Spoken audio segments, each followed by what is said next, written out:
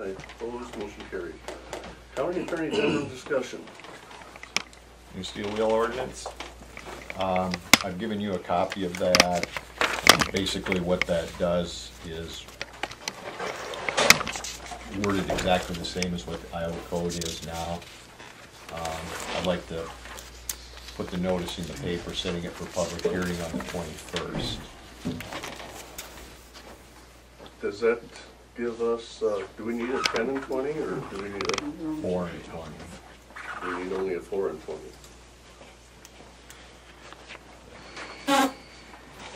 So I would get it to them today, it would go in the paper on the 15th, and then we could discuss it on the 21st. I'd make a motion that we put it in, publish it in the paper on For public hearing. for public hearing on the 21st. Public Second. hearing being at what time? 8:45? 9 o'clock, I 9 got it. o'clock. Second. It's been moved and second that we will hold a public hearing at 9 o'clock on the 21st for a new, I hate to call it a steel wheel ordinance, a new road protection ordinance, preservation, whatever. Further discussion. Hearing none, roll call vote. Voigtlander. Aye. Watt, aye, motion carried. Discuss contract with Mitchell County Sanitarian and hourly staff. What can we help you with? Pardon? Is there questions on it, or? It's under sorry. Attorney General discussion, so I don't know why or who put it there. Last week he came and he said he had a $500,000 policy. I called Heartland and all sorts of red flags went flying up. And, Oh, okay. their issues are minimum of $1 million, but then also you'd have to have a contract defining what it is that you're doing for the county under this contract. Set hours. I mean, if you're sanitary or public health, say from 8 till 2 or whatever it is your new hours are, you could not be doing any contract work for the county at that time. Right. I guess they didn't see it as being a good idea at all. Yeah, I guess if it's really gonna be a problem, maybe it's best if the county just went out and contracted through someone else. Right. And, Because then that was the other thing. You couldn't use county property to fulfill your contract. right. You'd have to have your own mowers. You'd have to have your own, whatever it is.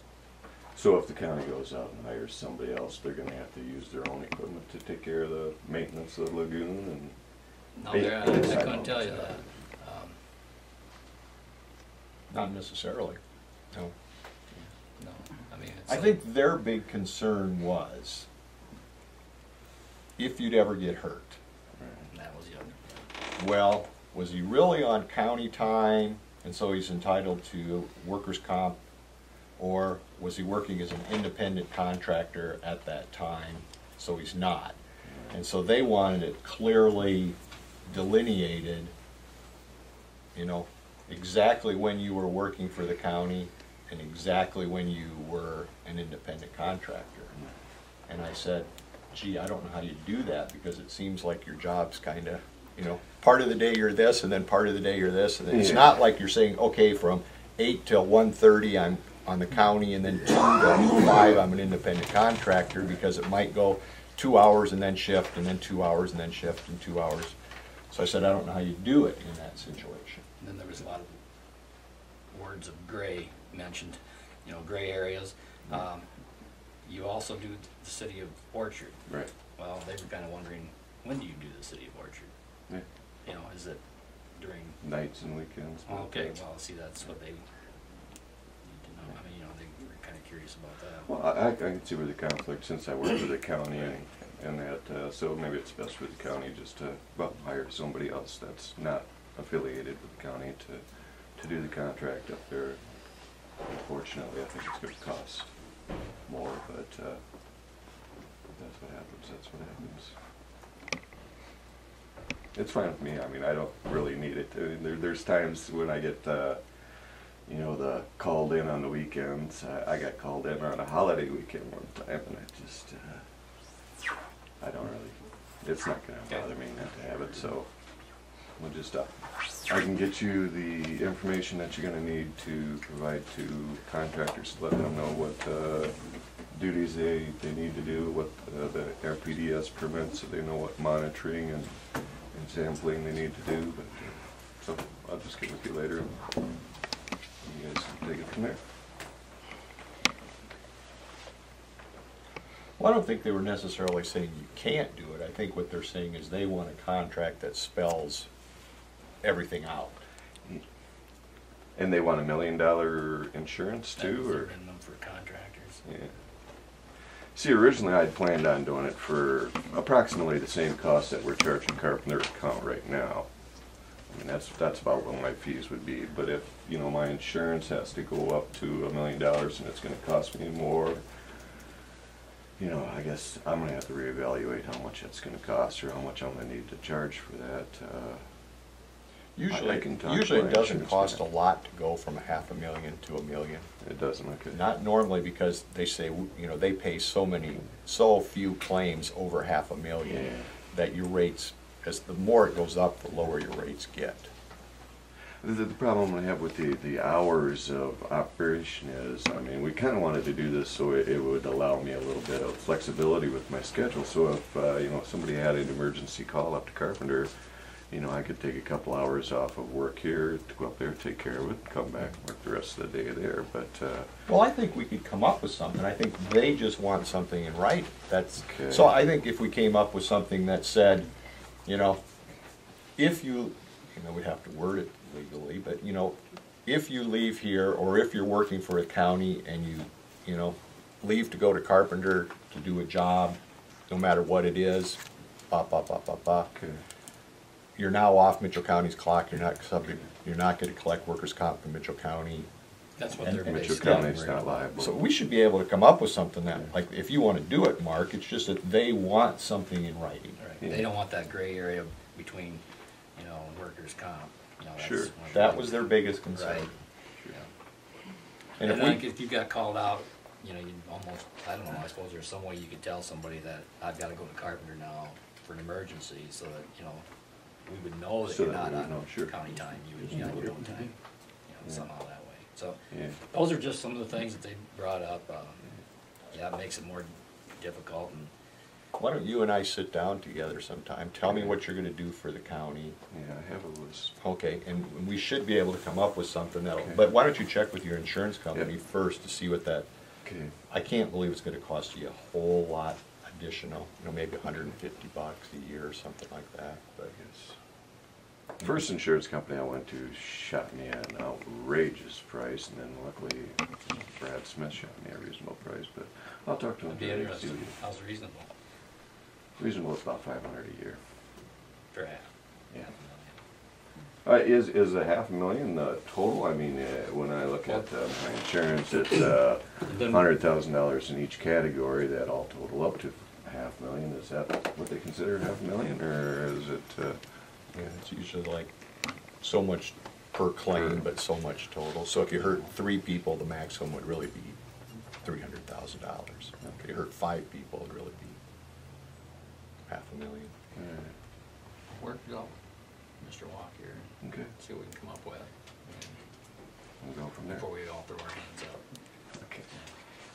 Why don't you just email me or fax me a list of what your duties are, or what you're gonna do over there, and I'll see if I can come up with something. Comes a fax. Okay? Thanks. All right. Alrighty. Anyway, sorry, Mark, we didn't work out any better than that, but we can, I That's think we all can right. make it work. I think we can come up with something. Alrighty. All right. Thanks. Yeah. Ally and Footerville. Hey, thank you for putting us on the agenda and moving us up. We just have a problem with the use of the alleyway behind our place. That would be west of our, on the west end of our house. We were approached when Mark had, or Mike had put up a lean-to tarp. He asked if that would be okay, because it was only temporary. The next year they were putting up a whole new garage and they wouldn't need that space. So we said, okay, as long as it's temporary. And 2 years later, we finally had to ask them to take it down because they hadn't done anything. And Mike said, well, we aren't gonna build a new garage, so. I guess I took a few pictures, and this is their barn, their garage is right on the property line, and then the kennel itself is a little bit off their property line, so it's kind of already in the alleyway. But that shows how much they're taking over. They have this garbage can where they always burn, and that's right smack in our sidewalk, and you know, so you can't walk straight through. Every time we mow, we've moved it over, Mike moved it back. I guess really what, So we would like to be able to purchase the alleyway, like Mr. Langrock had done at the gallery side when he extended on. So we'd like to purchase that alleyway so that we can protect this space and keep it open because it is a fire lane. And Mike doesn't seem to do that, and he puts this big rock down and it's all the way out to the street. And then when winter comes, he blows his snow and all of that, and it ends up on our property, and he never comes out and picks up his big rocks. And so Barb, is this a legal alley? It's not, it's under county because it never was incorporated as a town. So if we, since it's our alley, or we would have to vacate it, but we also have to publish notice of the, you know, vacation, and somebody can come in and want to purchase it too. That's the one thing you're gonna, and you would only get half of the alley unless you want to buy it all, but then Trenton has to allow that because by law, each adjoining property owner gets half the alley. If we would vacate. If we vacate, yeah. But But then you also have to make sure there's a utility easement drawn up too, because there's utilities running through it.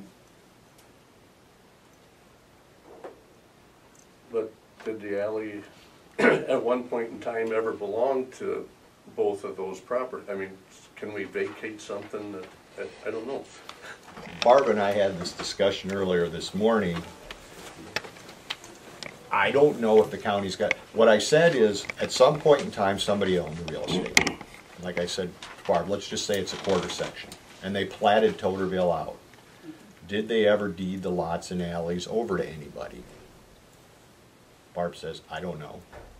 Well, every village in the whole county was just platted out.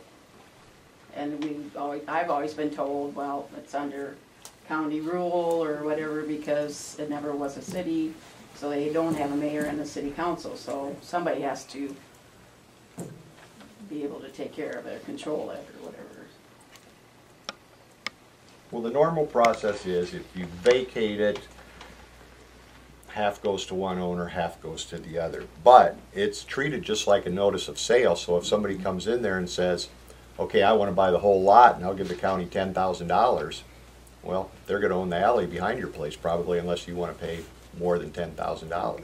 So, I mean, the county can start off saying we're going to vacate it and deed half of it to each of the adjoining property owners. If nobody objects, I'm assuming that's what the board would do if they direct me to go ahead with the notice of publication. But that's not saying that's necessarily going to happen. You don't know what's going to happen until... But right now, if that is a public alley, should that basically be free of any encumbrances? Yeah, well, Is the county using it? Is it bothering us? well, I mean, truthfully, it's not bothering me, but... That's what I'm saying. That's what I'm saying. You know, there's probably, if you went out in the county, you could probably find 3,000 zoning violations, but is anybody really, if it's not bothering anybody, nobody's saying anything about it. It's kind of the same deal with that. It's, if it's not bothering the county's use of it,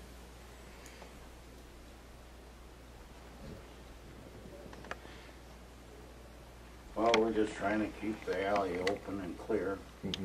Right now, it's about 8 foot wide. And to have a, well, they have 10-wheel fire trucks now.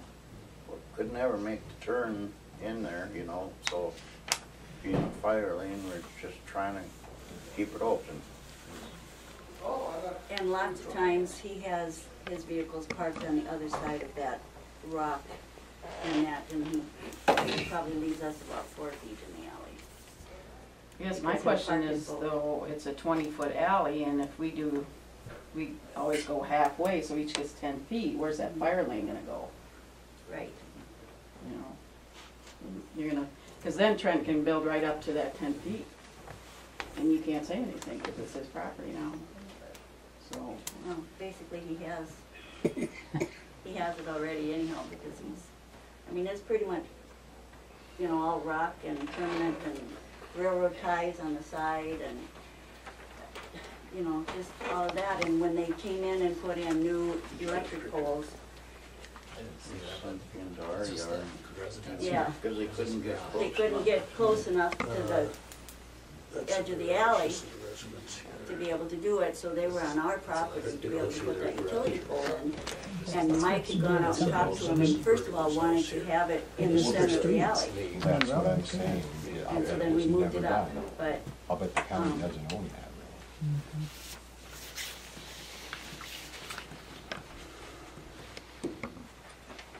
well, it's not listed on our deed. You know, no. Anyway, the other property owner owns the lot to the west of us, and he's got one lot empty. He could put his stuff on his own, what he owns, instead of putting it on the county property. And that would keep the county property open. That would keep the alley open. Without having to purchase anything, then the county still has the right to say, can we keep it open. do a letter, Mark, saying that the alley is still public property, that, Yeah, if, somebody's gonna have to show me that it really is Mitchell County's property though, and that's the problem we ran into last time. Well, I asked Lowell about it last week, and when he called me yesterday, I asked him, well, what did you find out? And he said that you found out it was county property. Well, I assumed it was, but I just didn't have any. Well, The back. if you have a deed that says you own, what, 66 by 132, Mhm. Right. and the other fella has a deed, 66 by 132, and there's 20 foot left over, whose is it? Normally you figure half and half go to each abutting property owner, but In that 132, is that 20 foot alley, half of that 20 foot alley in that No. 66, but No, no, it's it's not. no, So it's all treated that just is- like a town. Right. Just But- like Osage, you know, you have your alley, but it's not See, yours. and that's the big difference. Osage, the Osage streets is and a the alleys. city, and they have a council. No, Right. going back, Man. no, not even then, going back 100 and some years, when it was platted, those streets and alleys were deeded over. I don't know in Toterville, let's say Joe, They Joe were deeded over Toter, to, who? the city. You know that for a fact? I'll be- Well, I'm just saying, I've never have seen where Yeah, Osage, when they Fort Sage when- gave everything to the city of Osage. when they I- dedicated their plat, they dedicated the streets and alleys to the city of Osage because it was an incorporated town. You said Toterville, for instance, Joe Toter's the one who platted it, okay? He platted these lots and then he sold these lots off. If he never deeded those streets and he never deeded those alleys, which I don't know if he did or not, then Joe Toder still owns the streets and alleys. And the county doesn't. And he's dead, so then what do you do? I mean, that's the problem. Yeah, That's, Genealogy. it's not just Toderville, it's Little Cedar, it's New Haven, it's Bailey. Well, that's what I'm Well, saying. Bailey's still down. Was there ever a deed, or was there ever a dedication where those streets and alleys were deeded over to the county? I will look. Okay. Or is the county just saying, we assume, you know? Because I'm not getting into a legal fight when we're wrong from the beginning. Say, go back to that, so if Joe Toder still owns them, then what? Yeah. Can we, as a relative of Henry Toder, do an affidavit? Then they're long lost cousins, then what we do? There's quite a few people that's relatives. As we sit here, you know, the legal answer is you bring what's called a quiet title action to determine who owns the property. Well, you know. Well, then was we right to vacate alleys up there before? That's a better idea, why don't you incorporate and become a That's the city only then? That costs a lot of money. Plus, we'd have to have a mayor. Right now, it's There's whoever the moves mayor, back there's into the- town. Whoever moves into town last is the new mayor. Used to be. They used to get all the junk mail. Barb, it's one of those things, if nobody complains, who's gonna complain? Well, That's why it when opens a when we lot of when we were vacating unanswered before, it's, questions. yeah, everybody there wanted it vacated and just wanted it vacated. Now you're getting into a situation where maybe somebody wants it vacated, maybe somebody wants it sold, maybe somebody wants just a letter of enforcement sent. Well, that's fine if we know who actually owns it, without knowing who legally owns it. Not just who the county assumes owns it. That's where we can run into a problem. Who cleans the streets? County does.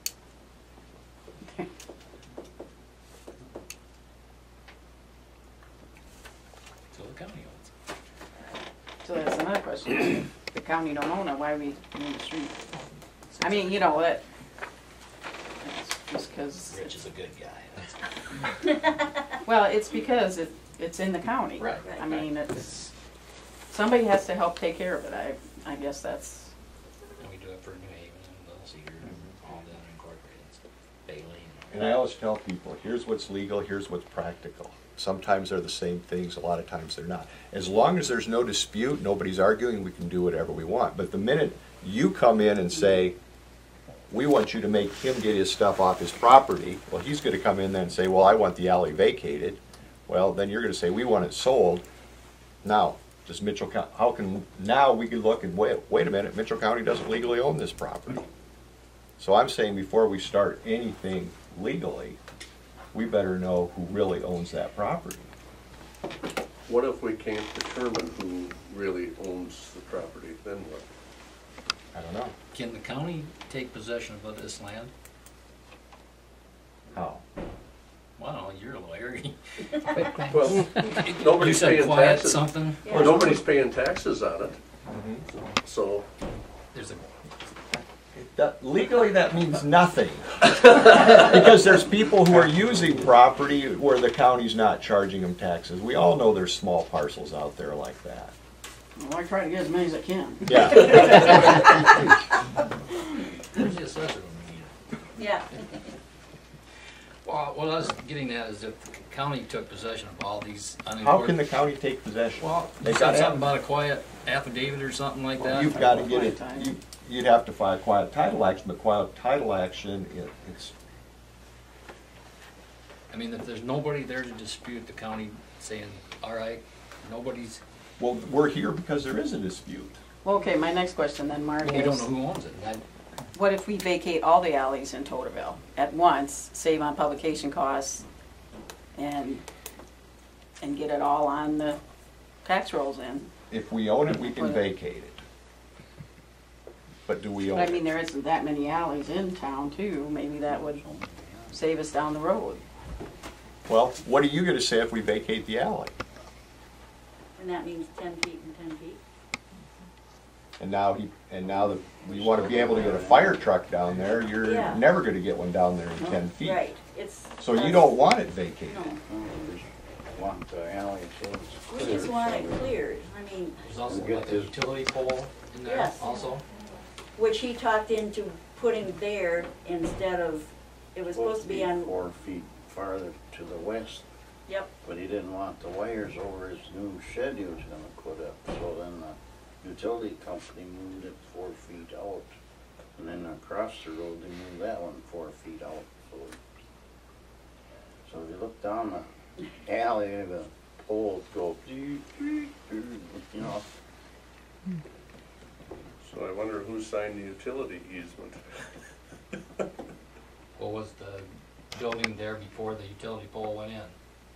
the kennel was, yes. Well, I just know from experience that you gotta have 15 foot above the peak of the roof or something like that in order for them to put their lines over. They won't go over the top of a building, so maybe they were a little bit, can I move this That's why they pole were out there? willing. Cause, yeah, cause it was staked out. You know, the stake had been moved and it had been staked farther into I the center. talked to the utility man and he said he was under the impression that the alleys were 16 foot. So I went and got my map and showed him they were 20. He said, well, we got it all measured out now, I can't change it. So Now, I'm just gonna ask you, did you get your map or did you get an official plat? I got The- it here. Yeah, the official plat. You got the official plat? Yes. Plat. When was that platted? What year? Yeah. When was it platted? 18 something. 1898? In the 1800s, I would assume. 1898, I believe. Because that's when we were, yeah. And the original plat is in the church building in a frame. But this is more up to date where it shows the new buildings, you know. That, of course, didn't show any of those. But that was Well, still. would it most help well if I true. sent Trenton a letter saying there still is an alley that's not your property? Can I do that for him? We can send the letter. All I'm saying is I'd sure like to know for sure that Mitchell County owns that property before we send the letter. I guess my curiosity would be, how did we get a copy of the plot or whatever if it wasn't ever an official? Right, I mean, that's what we're missing. There had to be something from Henry Toder saying, I am giving this land to Mitchell County to start the city of Toderville. And he had all intentions, he was starting a town. That's what I think happened. That's usually what happens. And so then, that's how we end up with it. Should we have Barb try to do some more research and get back to us? Barb shaking her head, yes. Yes. Well, I mean, we gotta figure something out, I guess, so. I don't have a problem sending a letter if Mitchell County owns the alley. So you said it was Henry Toder, right? No, I was just making that up. No, Henry, you. No, Oh, it really is was. Henry. It is Henry. It really It was. is Henry. Yeah, I it was a Henry Toder, Toder. that's No, why I it's don't know. Toderville, I was and not Hooterville. Yes, it is Henry Toder that donated the Yeah. land. I knew it was a Toder, but I Yep. couldn't remember his first name. And he's on a lot of the deeds, you know, when you go way back, because of course it's his property. It was his farm. Let's let Barb and I look, and when I say Barb and I mean Barb, and see what we can find out. Okay. Because I'll gladly send a letter. It'd be nice to know who does own it then.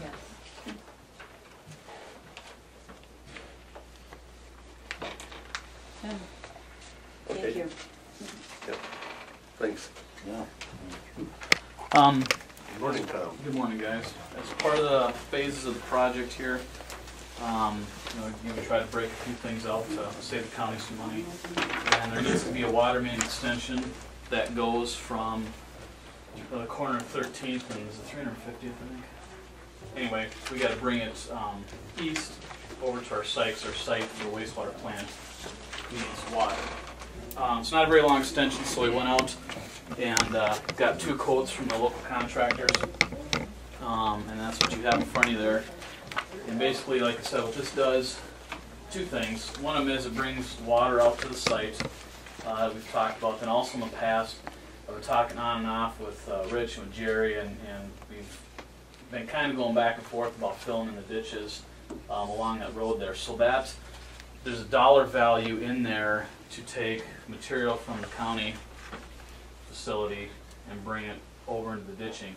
I got the numbers, it doesn't mean we're going to do it. I need to finish talking with Rich, get that all under control, and make sure that that's the direction everybody wants to go. But since it's important to understand what we're going to do before we put water main in the ground, I wanted to make sure we had numbers and stuff for it, so I can talk with Rich about stuff.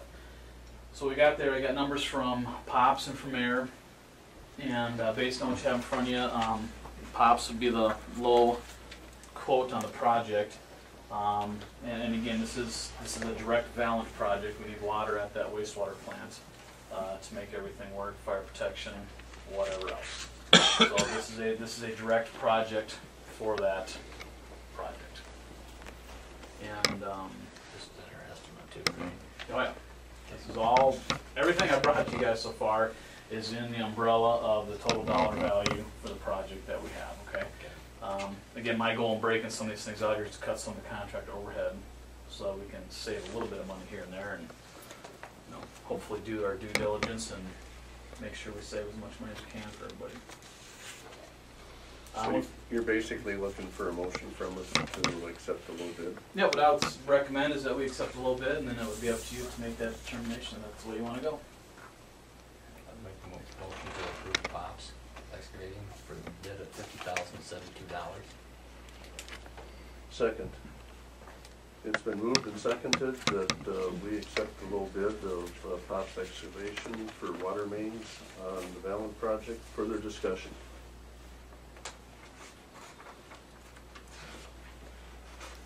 Hearing none. Voigtlander. Aye. Walk. Aye. Motion carried. And also a quick project update for you guys. We're starting to get shop drawings in for the tanks that we had bid out a few weeks back.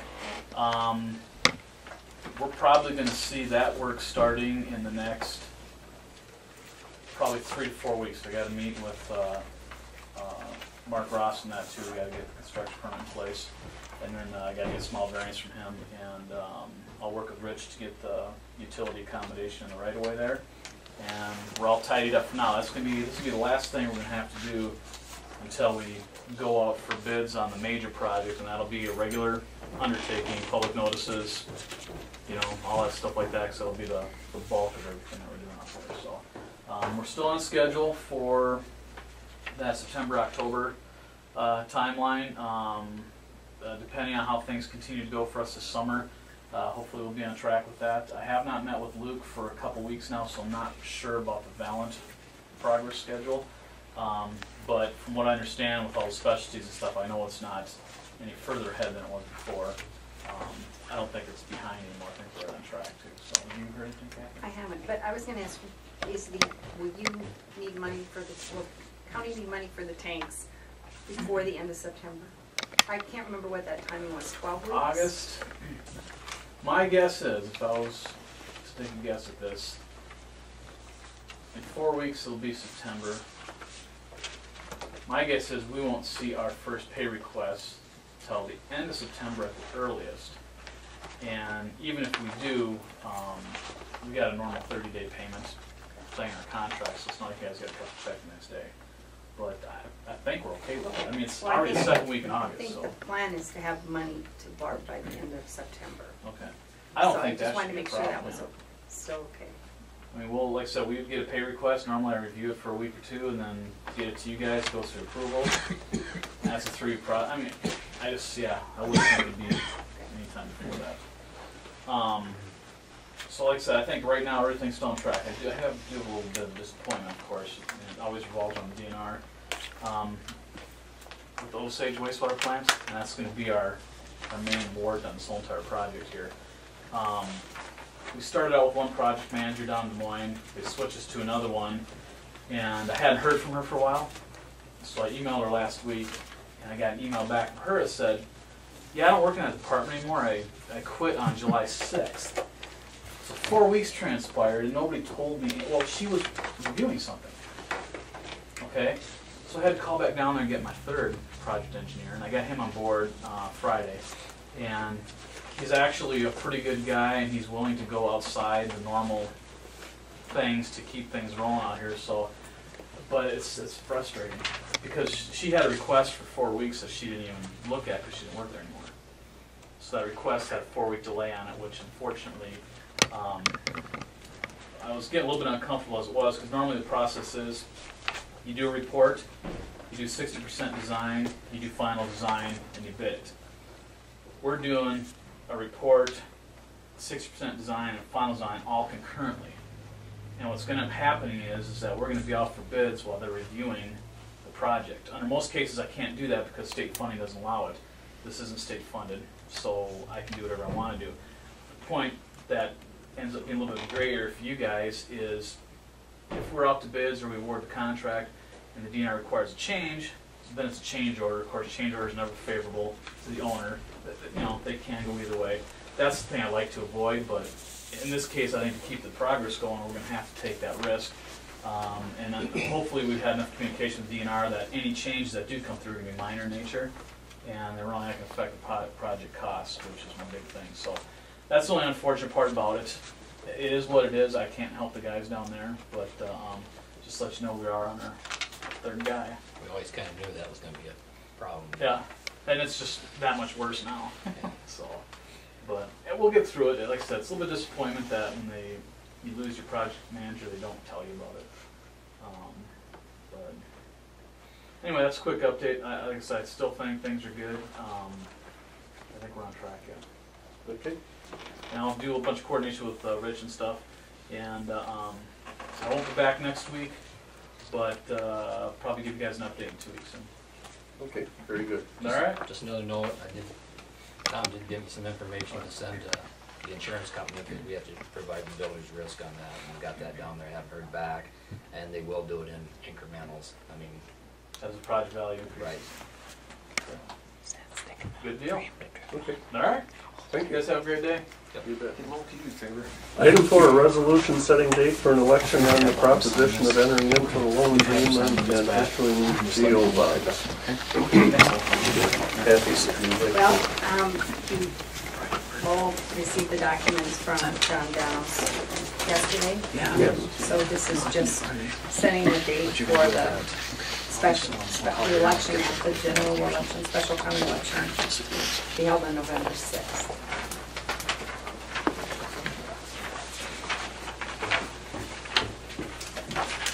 Have you had time to review that, Supervisor Volkman? Yeah. I read through many pages. Do we want to go ahead and do that? Do we call Bob? No. Okay, well, I'll make a motion then that we proceed with this resolution. On the 6th of November? 6th of November. I will second that discussion.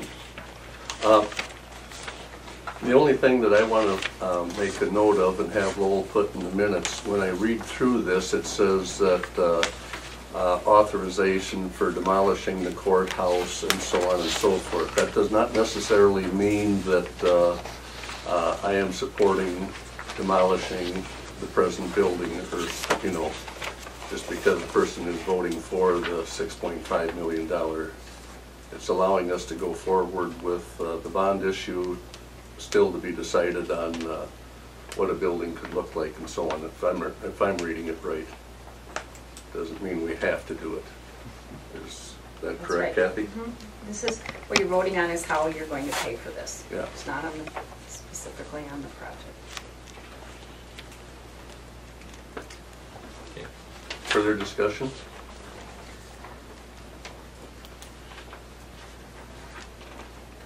Hearing none. Voigtlander. Aye. Watt. Aye. Motion carried. Is there anything else that we have to do on that? No, just the development agreement. I noticed that there were a couple, the minimum assessment agreement exhibits B needs to be signed. The company didn't sign it, Amy wasn't in this morning, so that's the only thing. Everybody's seen it, everybody's agreed with it, so I'll leave it with either Amy or Lowell. I'll see who's there, and then we need to, before I send it to the company, I'd like to have all those signatures in place. So that's the last little piece. We know that the discussion continued, the pre-treatment agreement, there's been no real discussion back and forth between the company and anyone here. It's in their hands, it's in, Mark's seen it, and John Danos has it. We're waiting to see if they have any response. Maybe they'll agree to everything, but they know that we're hoping to get that done before we issue the bonds. So, and then that process, I understand, will start next week. Any other questions for? This isn't a big deal, but in the minutes you prepared, you just got it that one of the supervisors introduced the resolution. Whatever, I don't know, do you want to put you introduced it or Walk introduced it? Doesn't matter to me, but might as well. Because that's what they want in the minutes. It'd be both calendar. Okay. Hope then everything's fine. Just a lot of stuff for Lowell to sign. It's pretty lengthy, isn't it? That's standard operating procedure by Dorsey. Lots of pages. Tie up the loose ends. T's are crossed and I's are dotted. Anything else for the show one? If not, thank you, Kaylee. Anything else for me? Yep. Thanks, Mark. Yep. Okay. Appreciate it. Okay. That's just a copy for you, that's when we publish it. County Engineer Brum, you're up. Morning. Rock run's still running out of the Coster pit. We'll probably be done in the Coster pit this week and start running out of Dino Quarry. Our bridge on Timber was scheduled to be, we were scheduled to put some pipe in this week, but because these pipe are 65 and a half feet long, the special trailer they need got used for another project, so we're a little bit behind on delivery, and they were only going to deliver one at a time because we've only got one trailer. So, but we'll have the base and everything ready to go for them when they get here. So, hopefully by the end of this week we'll have people contacted for interviews for the positions in Mitchell County for our 3 open maintenance positions. We've been going through a lot of applications, so between Merlin and myself, we're narrowing it down. I think we've got it down to about 9 applicants for 3 positions. So. Right now we're doing, we caught up on some mowing. We're going to be doing some mowing and blading again, hopefully when we get a little bit more moisture. We did go out a little bit yesterday and bladed some roads on 480th because there was some bad washboard, but with guys taking vacations and whatnot, it's hard to get a full crew out there, but we'll be getting closer and closer here. The mower, we're still waiting on a response yet from insurance and whatnot before I make a full decision on what we buy. I want to know what we're getting for the other one so I can make a good economic decision. Next week, I hope to bring a resolution for speed limit. You guys had requested or talked about east of Stacyville and having a speed zone ahead, and it goes from 55 down to 25 when you get around those curves in Stacyville. Or it was something Bob brought up. What we're thinking about doing is maybe pulling back where what's there now is a 25-mile-an-hour speed limit. Well, let's back up. Coming in from the east, there's a speed zone ahead, and then we've got the curve signs with the advisory 35-mile-an-hour speed limit, and then 25-mile when you get about to the park entrance or just beyond the park entrance. Well, maybe people are considering that 35-mile-an-hour advisory speed limit not a speed limit at all, and I don't think because it's advisory that it's enforceable, but we can certainly put up a 35-mile-an-hour speed limit close to that sign and make it, through resolution, we can make it a speed zone there, and that should be plenty. I drove it, and and you see speed zone ahead sign, if you take your foot off the gas, you can coast into Stacyville and hit 25 when you get to the 25-mile-an-hour speed sign. But nobody's doing that because it's quite a ways out of town yet. So I'll hopefully bring a resolution for you guys to approve to set that speed zone in that area. At 35. Well, it'll be 35 or 45 depending where we want to put it, but we'll get you something. So, I had a request. I just got it late yesterday. The DOT are putting paving plans together for 218 from Floyd to Highway 9 here, or just south of Highway 9 since that first stretch is concrete. And what they've done in the past, they did it in Floyd County on Highway 14, was when they pave through, they'll have their contractor, if there's an agreement between a local agency, they pave. I can't remember what the exact length was now. 50 or 60 feet. From the intersection onto the gravel roads. I don't know what it's going to cost. I don't know whether we want to spend that kind of money. I think Floyd County, Warren said it cost them like $50,000 or $60,000 Okay. to add that on there. But it really, I can see the point for doing that. It saves the state. You know, in a way, it benefits the state. They don't have to worry about loose rock and the gravels, yet we're going to pay for it. So I think they usually pay a 10-foot wedge, and then they want us to pick up the rest. But I haven't gotten back to them to find out exactly what their estimated costs are for that. But I don't know if it's something we should look into or not. You know, The supervisor down there talked, it was going to be a safety issue in the wintertime because then the graders didn't have to go all the way out, stick their nose way out onto the highway. I suppose, but you is still the got to state get the snow out of the way. I mean, is the state going to clean it? That's be the question. I'm not sure whether it's going to change anything. You know, we still got to get to an intersection and turn around. We still got to push that snow around the corner to clear it. So I don't know really where it's going to help anything other than it's going to keep a lot of residual rock from trailing onto 218, which is a safety thing as far as that goes, and it'll help. Maybe it'll help with the intersections, but I don't see us dumping any salt and sand at these intersections because we're not going to take a special truck and hit every intersection to do that. But it's just something that was requested, and I'll look more into the costs and the feasibility. But I did notice when I drove 14 that Floyd County did do that, and it looks nice, but I don't know if it's how beneficial it is. Well, So. they aren't going to do this till when? Well, I think they're looking at maybe a year. Maybe I don't know if it's next year or the year following. So, but I just got an email, I think yesterday. That's all I've got for you in a nutshell this week. Do you guys have anything for me? Did you review the lot up there to see if we can take some of that material off? I talked to Jim Schultz yesterday and discussed what our plans were for the existing lot, and we were gonna work out something there. I told him what our intent was, to take whatever fill it was down to the existing rock level, so it's roughly about 2 feet of that pad we can remove. But I drove down there, there's a lot of... He was okay with it? Yeah, he just wanted to know. I said, we're not gonna leave you a swimming pool unless you want one, but I don't know if that's a good place for a city pool. So, yeah, I did have a conversation with him.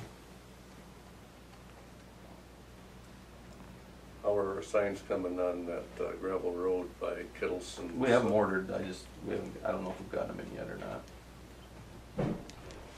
I just hope it's not confusing for everybody. We'll get it.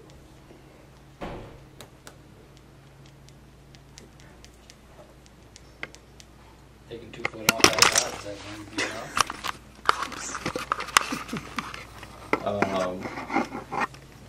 Don't know. There's beans on that field right now, so I didn't get a good look at it. But it's more than what we have now out there. More than that. Well, if we take 2 foot off that pad, we can put it over there, and then we'll see where we're at leveling it. But is it going to be enough? I don't know. I didn't calculate that yet. But I don't feel, well, I got 2 different schools of thought. I won't share them right now.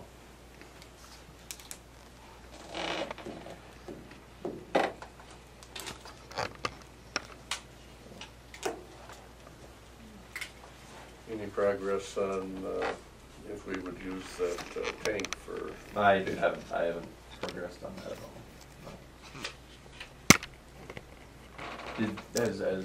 Johnson Oil hasn't even talked to me yet further about when they were gonna be hauling a tank out and then coming back in to discuss any systems. So I'll contact Johnson Oil and see what they've got for, Just kind of wait until that tank got empty, had 5 or 6% in there, or something like that.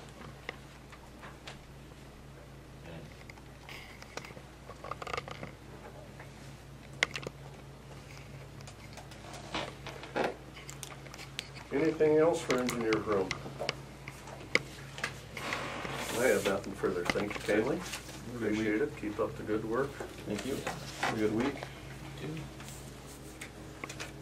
Understand there's a proposal that we letter of intent that we're giving you to discuss, working with the county on the evaluation of the existing facility and looking at new with the architect, and that there may be questions in regards to our proposals that we may be able to address to you this morning, so that's why we're here.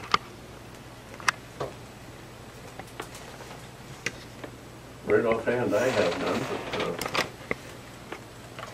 Why don't you go over it again, for the sake of it, just let us know what it is that you're going to do for us.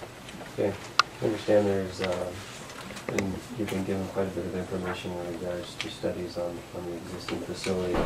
The Samuels Group has worked with a number of county facilities throughout the Midwest and doing exactly basically what you're going through right now, and that's the true evaluation of, is the facility worth continuing to stay in? What's the true cost of that? We can bring you that real cost data, reevaluate the information that you've been given. Work with your architect in regards to, as they start looking at new designs for another facility, start putting real-time cost estimating of that as well, and working with them to ensure that you're going out for obligation bonds of $6.5 million, or what they are designing. Is that really meeting that budget? Are there ways to continue to reduce that cost? Looking at the operational cost of a new facility versus the old facility.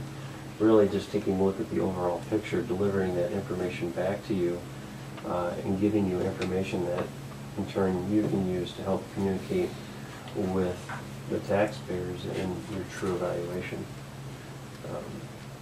And then moving forward, working with yourselves to continue through design and the construction of the facility. Pretty vague general description. I'd give you more details. I just don't want to bore you with them if I don't have to. Well, visiting with the architect somewhat, he also basically said that they were going to do the same thing, but how is what you're going to do different than what he's Sure. I mean, I guess that's my question. I mean, why would the county want to pay twice for the same service? They are not paying twice for the same service. An architect is an architect. Right. Construction managers are construction managers. What architects are hired to do is to go out and design. You wouldn't hire a construction manager to go out and design. It'd be the last thing you'd want. We'd give you a box and it'd be very simplistic. Same with the cost estimating from construction management. You're asking an architect whose main purpose is to design, not to do cost estimating. What a lot of architects will do is they'll use references of past projects, and they'll use data that's been collected nationwide in an attempt to give you an idea of what the cost is going to be. We don't do that. We actually break the facility down to its nuts and bolts. We get into some pretty detailed cost estimating, and the reason we do is that's where the surprises usually lie. Construction managers create a check and balance process with the architect, meaning each are looking out for your best interest. Just like you guys have taken a fiduciary responsibility to the taxpayers, as a construction manager, we're doing a very similar task on your behalf. And what we're doing is we're reviewing the design, and we're reviewing all the costs associated to that in much, much more detail than the last project we did in this county cost this amount per square footage times the square footage that you're proposing. Your new budget should be this. we're not going to present it to you in that kind of a manner. We're actually going to break it down into some pretty detailed information that you can use, and that we can explain to you why the costs are what we're proposing. In addition to that, having that second set of eyes, especially looking at the analysis of a facility, whether it's operational or the type of systems that you use to construct the facility, can become pretty critical. And it's really its life cycle cost to you as a county and to the taxpayers. We bring that expertise to the table. So again, it isn't two people doing the same thing. It's very different. We can provide you design advice, but we're not going to be the architect. What you're doing is you have two sets of eyes looking at the facility in your best interest. Does that clear that up a little bit? Oh, somewhat. Okay. Well, one of my big concerns, when I first got on this board, the law enforcement center was halfway erected, so I wasn't part of the blueprints or that, but we ended up having a boiler system that is actually 4 times larger than what it needed. Right. And obviously nobody caught it. We've had, when the boiler system is designed that large, the architect operated on a percentage. I mean, he's putting whistles and bells we didn't need because he's getting a percentage of the whistles and bells, and we basically ran into the same problem over here with the county services building. And I'm not an expert in plumbing, or I wouldn't have understood, you know, if I did look at the blueprint. So that's why that would be my one of my concerns, I guess. Well, you're not the only one that shares those concerns. The state of Iowa was going through the exact same process, the Department of Administrative Services. The Sammers Group is actually their construction manager for the state. And our job has been tasked out to look at those potential conflicts or potential, it's kind of redundancy. It's how much redundancy do you put in the systems. If you look at our approach is as that architect starts designing, we're actually putting cost information together so that when you get down into a completed building and you look and you see this boiler system is way over designed, we would have caught that early on as we were working with the architect and the engineers, saying what kind of systems are we using, what's the cost implications to the county. And as we saw those numbers start coming in there, you would have said, why are we paying this much money for your boiler system? Those questions start coming out. Now, think about what the cost would have been to minimize that redundancy. That is a potential savings to taxpayers, is it not? That's exactly what we're here talking about. How does the overall operation of the facility, how can we make it more efficient so that the ongoing operational costs, which are 80% of life cycle cost of a facility, how do we save money by making those correct decisions today? That's the kind of stuff that we bring to the table. We're not going to design a courtroom and say we think it should be X. We do bring that expertise because we've done enough of them that when we start seeing layouts, we may ask those questions and it becomes more open dialogue than it does criticism or anything like that. It's just simply saying, have you thought about this? Have you thought about that? And as you go through the process, you have that expert on your side.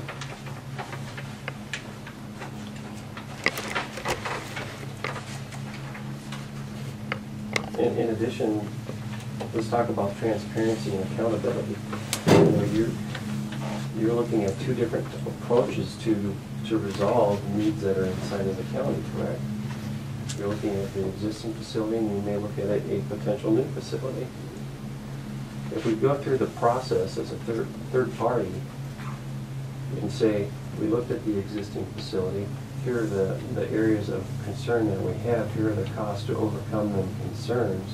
Are there other options to do with the existing facility that maybe we do build another facility and we utilize this for something else, whether it's private development or something else? We have experience there as well. But having all of that information in front of you, you can use in turn to help educate the public. So maybe some of those people that are very upset with the fact that the courthouse could be moving from this location, if they look at the options and see what the actual obligation is to the taxpayers and to the citizens, they may say, yeah, they've done exactly what we asked them to do, and it does make good physical sense to relocate the facility. And here are the options that they're following. That's stuff we can bring to you as well. And not saying that the information that you have before you isn't relevant, it's just simply compiling that in a format that we can get back to you and make it easier for you to communicate with the citizens of the community. We did this exact thing for Green Lake County. They were in the downtown, and they were a major employer of the downtown. And when they discussed moving their operations to the outside of downtown, all of the business owners in the community were extremely upset because they did not want to see that major of an employer leaving the downtown. We showed them factual information to help them make those decisions. They did end up moving outside of town, but they were able to use the information that we gave them, working with an architect, as to the reasons why it made most sense for the taxpayers, which is our job, to move outside of town. So, you may not always agree with the information we give you, but it's our job to give you as accurate information as possible so that you can make the educated decision as to what's in your best interest.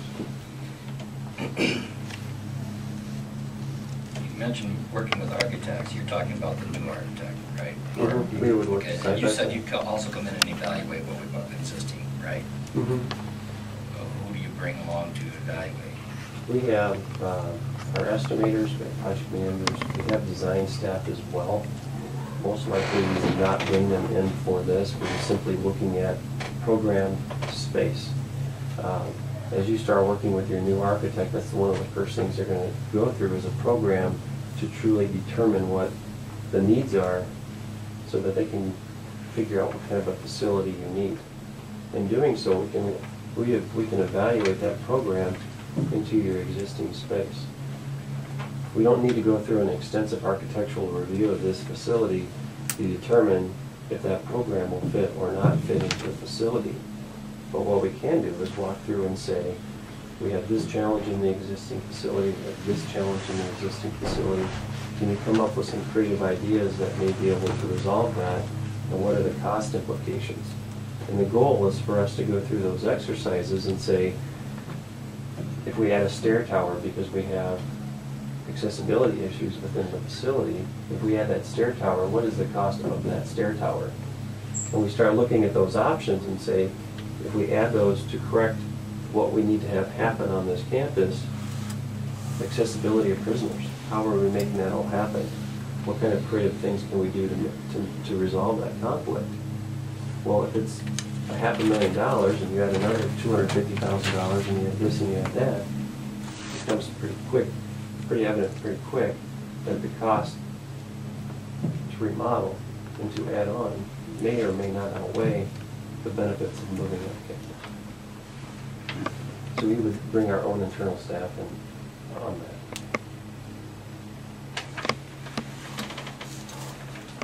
We've done it with multiple counties. We do it with the state of Iowa. I think we have probably 15 projects right now with the state of Iowa, from the prison system to human health services that we're working with the state right now, doing exactly what you're going through right now. You're saying it won't cost $10,000. We're saying that we've given you a proposal of a not to exceed number of $10,000. We work on that on an hourly basis. Our goal is to formulate that relationship so that as you move into design, whether it's this campus or another campus, that we work side by side with the architects and yourselves as a construction manager. We have given you our fee on that as well. Provided we continue to do that, then that $10,000 actually rolls over into the cost of our fee. Again, very transparent. Here's what the costs are. Here's what our hourly rates are. We understand what you have to go through and the scrutiny that's behind that. You know, another thing I've heard as we were listening to the citizens and the questions that they had is related to the historic tax credits and grants and things that could be additional financial support if the county wanted to stay in this facility. And part of what we would want to do too is go and quantify what those resources are so that everybody had that complete tangible data and they could look at it as well. So in addition to, you know, understanding and supporting you, review the architectural concepts for new and the existing facility, but really fill in some of those other blanks so that everybody had good information. Whatever that ultimate decision is, we support you and you have the most up-to-date information.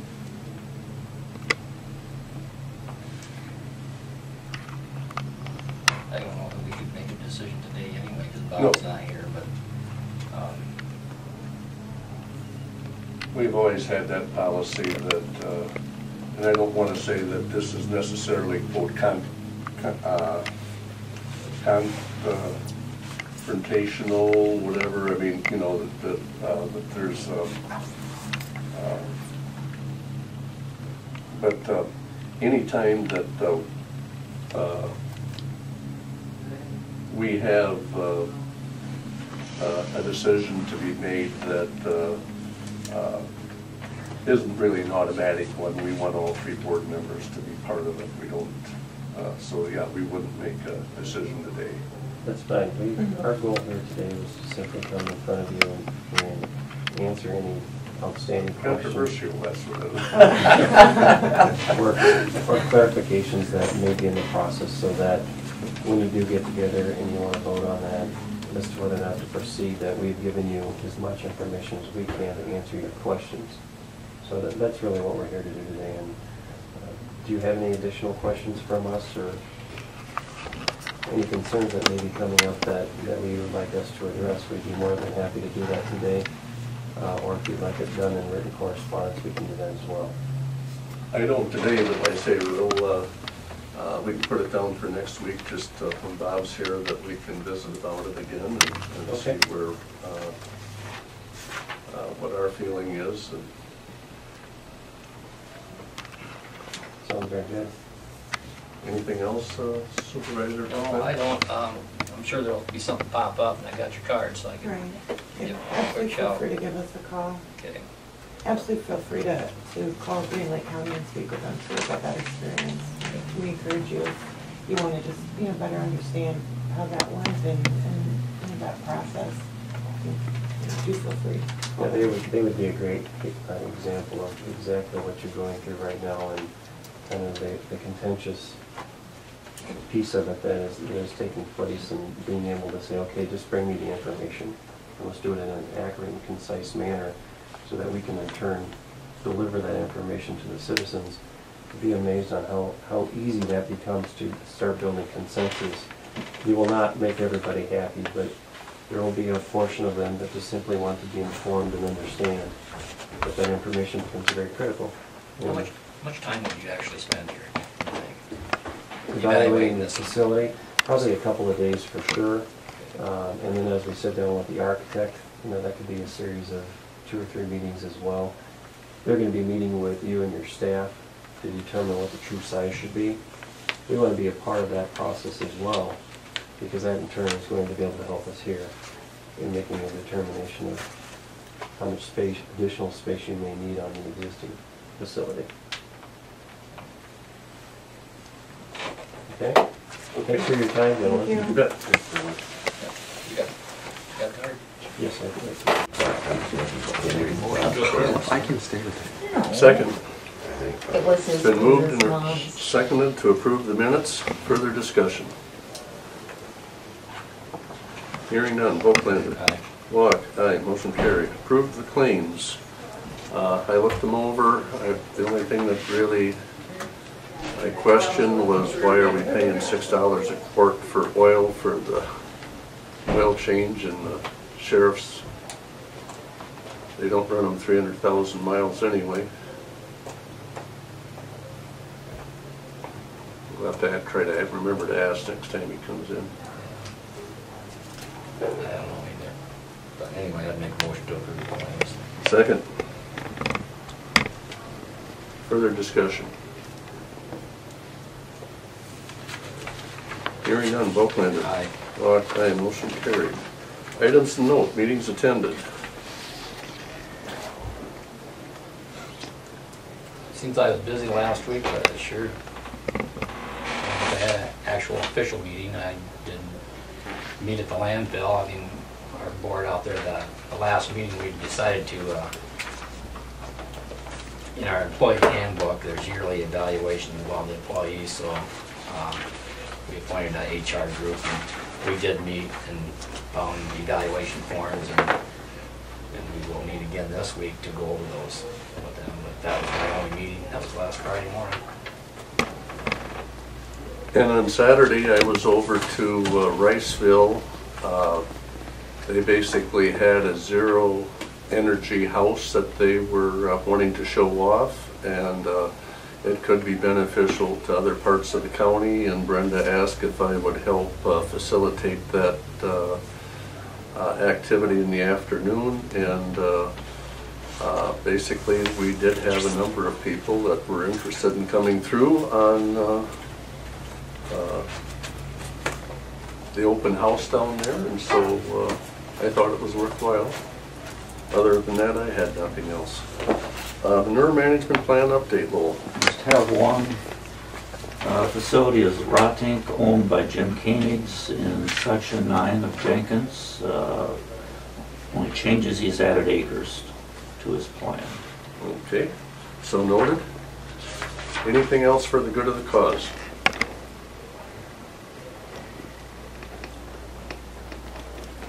Can't think of things, Dan. If not, we will stand adjourned at 9:50.